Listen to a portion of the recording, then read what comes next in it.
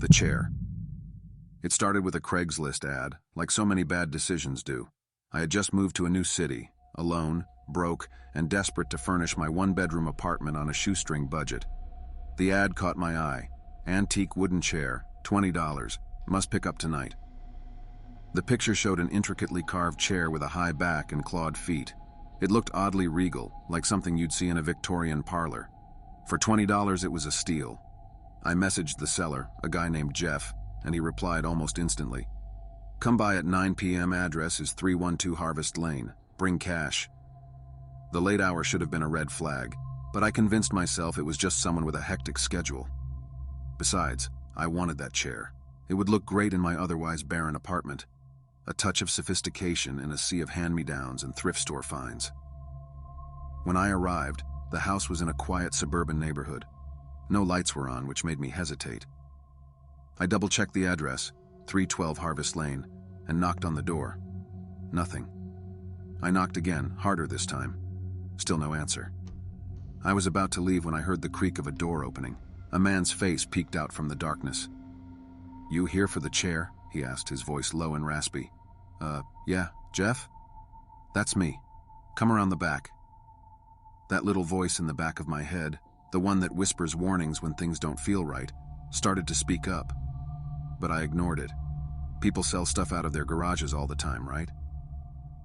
I followed him around the side of the house through a narrow path flanked by overgrown bushes. The backyard was dark, save for a dim bulb hanging over the garage door. Jeff opened it, and the light inside flickered weakly, casting long, jittery shadows over the cluttered space. The chair sat in the middle of the garage, exactly like the photo. It looked even better in person. There she is, Jeff said, his smile not quite reaching his eyes. I stepped closer, running my fingers over the smooth, cool wood. The carvings were intricate, flowers, vines, and something that looked like a serpent winding up one of the legs. It's beautiful, I said. Old family heirloom, Jeff replied, his tone casual. Can't keep it anymore. Too many memories, you know. I nodded, though I didn't really understand. I just wanted to pay and leave. $20, right? I asked, pulling out my wallet. Jeff hesitated, glancing at the chair, then back at me. Yeah, $20, but let me give you a piece of advice. Sure, I said, already handing him the cash. Don't sit in it. I laughed nervously, thinking it was some kind of joke, but his expression stayed deadly serious. Okay, I said, trying to lighten the mood. Fair enough. Jeff helped me load the chair into my car and I drove home, the warning still echoing in my head. Don't sit in it. The chair fit perfectly in the corner of my living room.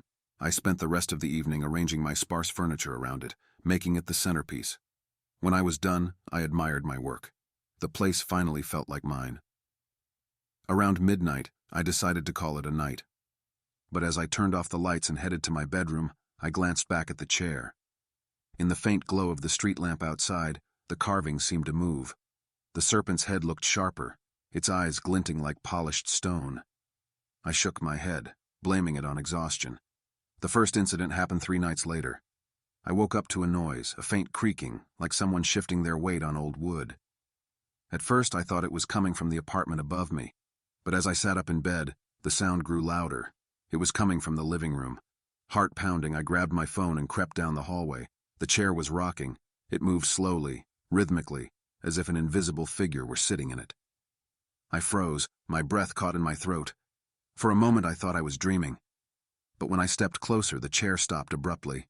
The room was silent. I backed away, not daring to take my eyes off it, and returned to my bedroom. I barely slept that night.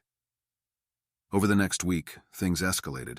I'd wake up to find the chair in different positions, turned slightly, facing the window, or moved a few inches from where I'd left it. Once I found it tipped over as if someone had thrown it in a fit of rage. And then came the whispers. Late at night, just as I was drifting off to sleep, I'd hear faint murmurs, words I couldn't quite make out, spoken in a language I didn't recognize. They seemed to come from the direction of the chair, filling the apartment with an oppressive, suffocating presence. I called Jeff. The number was disconnected. Desperate, I started researching the chair. I scoured Craigslist for the old ad, hoping for some clue, but it was gone. I searched online for similar chairs, trying to identify its style or origin. What little I found only made things worse. The carvings, the serpent, the flowers, the vines, matched descriptions of an artifact from Eastern Europe. A mourning chair, used in rituals to communicate with the dead. Apparently, these chairs were cursed. The final straw came a week later. I had invited a friend over, my first visitor since moving in. He noticed the chair immediately. "That thing is creepy as hell," he said. I laughed it off, trying to act casual. "It's just old." But as the evening wore on, I could tell he was uncomfortable. He kept glancing at the chair, shifting nervously in his seat. Finally, he blurted out, "Did it just move?" We both stared at it. The chair hadn't moved, not physically at least. But the air around it seemed to ripple, like heat waves rising off asphalt. "I need to go," my friend said abruptly, grabbing his coat. He never came back. That night, I decided to get rid of it.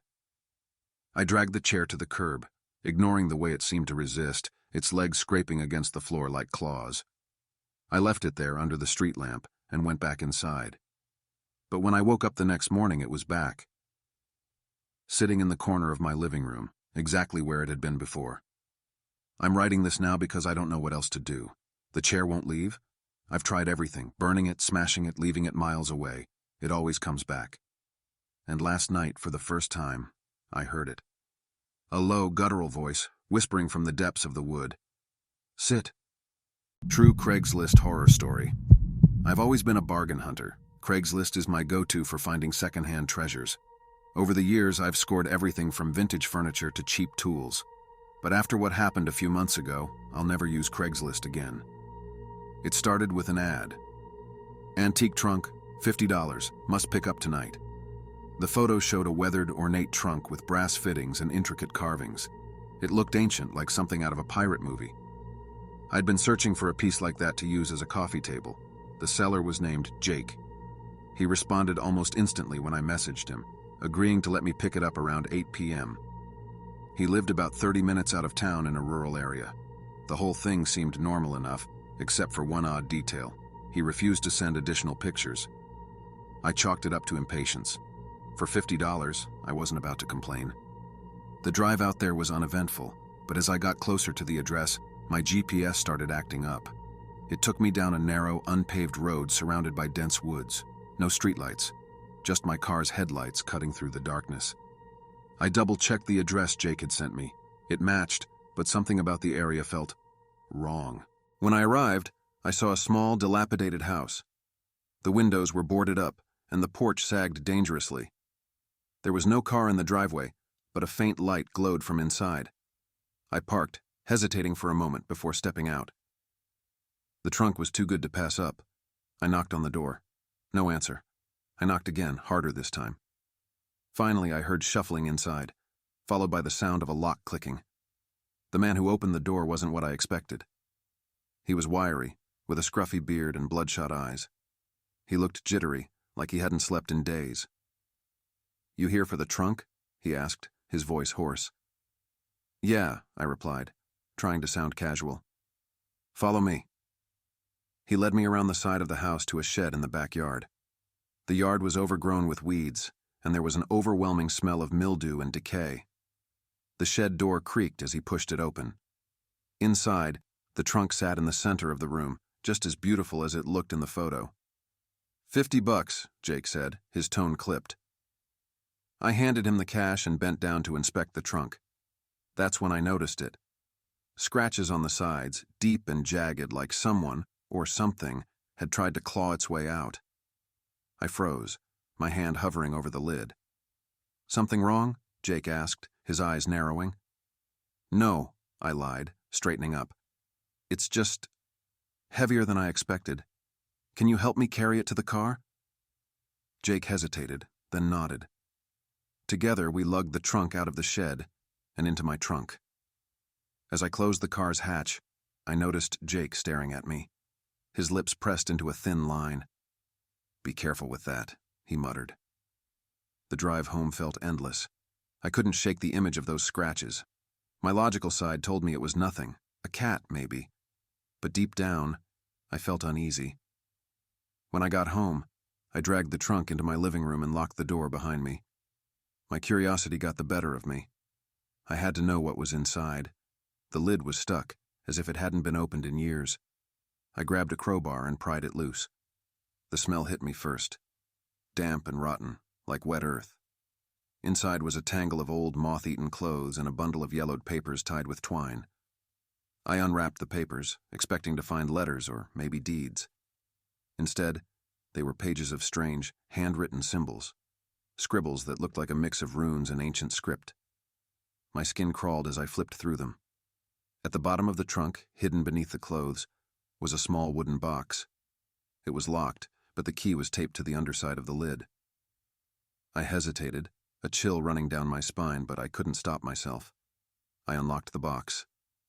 Inside was a doll, not the porcelain kind you'd find in an antique shop.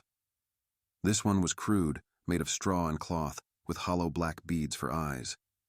Its body was covered in the same symbols as the papers. That's when the lights flickered.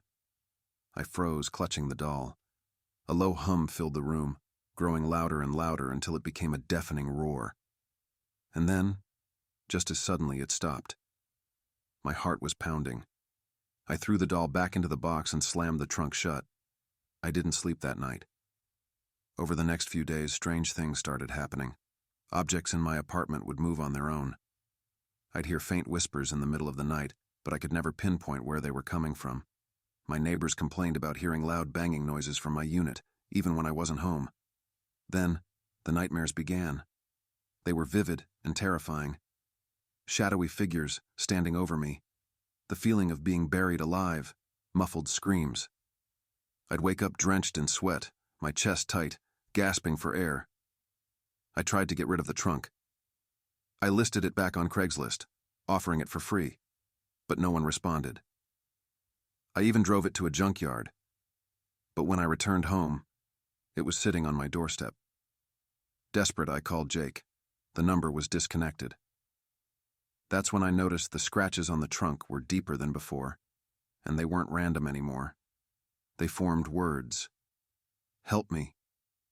I couldn't take it anymore. I drove the trunk deep into the woods and left it there. But even now, weeks later, I feel like something followed me home. Late at night, I hear faint scratching at my door. The free couch. It all started with a free couch. A listing on Craigslist caught my eye. Free couch, excellent condition. The photo showed a sleek, modern-looking couch that would have cost a fortune new. The ad was vague, just a phone number and the words, "Pick up tonight only." I needed a couch.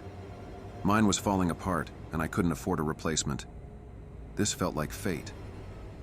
I texted the number immediately, and within a minute I got a reply. "Come after 9 p.m., 438 Whitestone Drive. Door will be unlocked. Bring help if needed." A late-night pickup? Odd. But I didn't think much of it. People work weird hours. Besides, I didn't have anyone to help me, so I figured I'd wing it. The address was in a quiet suburban neighborhood about 20 minutes away. By the time I got there, the street was dead silent. No streetlights, just the pale glow of a crescent moon. The house at 438 Whitestone was a plain, two-story home with a cracked driveway and an overgrown lawn. The porch light flickered weakly as I pulled up. I hesitated. Something felt off. Maybe it was the lack of cars, or the eerie silence, but I shook it off. It was just a couch, and I was overthinking. I walked up to the front door.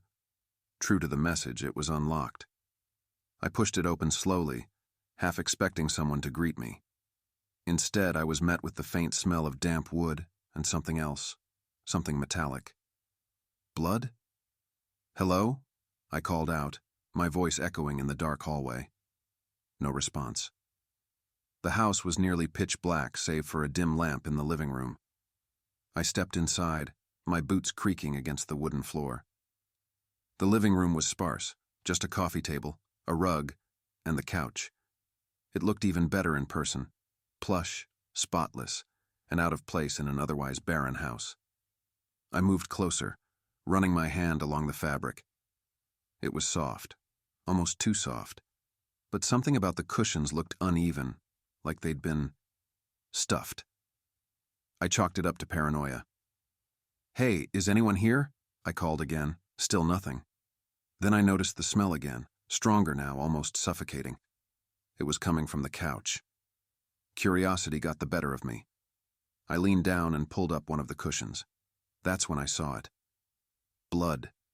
Dark, dried streaks smeared across the lining underneath. My heart jumped to my throat. Before I could react, I heard a sound behind me, a faint creak, like someone stepping on a loose floorboard. I froze. "Hello?" I whispered, my voice trembling. Nothing. Then, in the corner of my eye, I caught movement. A shadow darted past the hallway entrance, too quick to make out. My instincts screamed at me to leave, but I couldn't. My body was rooted to the spot. "Who's there?" I demanded, trying to sound braver than I felt. The silence was deafening. I glanced back at the couch, debating whether to just grab it and go. But then I heard it again. The creak. Closer this time. I spun around, my eyes straining to see in the dim light. That's when I noticed the basement door. It was slightly ajar, and from the darkness below, I thought I heard breathing. Slow, deliberate breathing. I didn't wait to find out who or what it was. I bolted for the front door, but as I reached it, I heard the basement door slam open behind me. Heavy footsteps pounded up the stairs. I yanked the door open and ran to my car, adrenaline surging through me. I didn't dare look back, but I could hear them, whoever it was, chasing me. I threw myself into the driver's seat, slammed the door shut, and locked it just as a face appeared in my window. It wasn't a face, not really. The eyes were sunken, the skin pale and stretched, and the mouth twisted into a grin that sent shivers down my spine. They banged on the glass, but I didn't stick around. I floored it, tires screeching as I sped away. When I got home, I couldn't shake the image of that face. I tried calling the number from the ad, but it was disconnected. The next day, curiosity got the better of me, and I Googled the address. It was an abandoned house. Had been for years. And here's the kicker. The police found human remains stuffed inside a couch there about a decade ago. I still don't know who or what I saw that night. But one thing's for sure. I'll never answer a Craigslist ad again.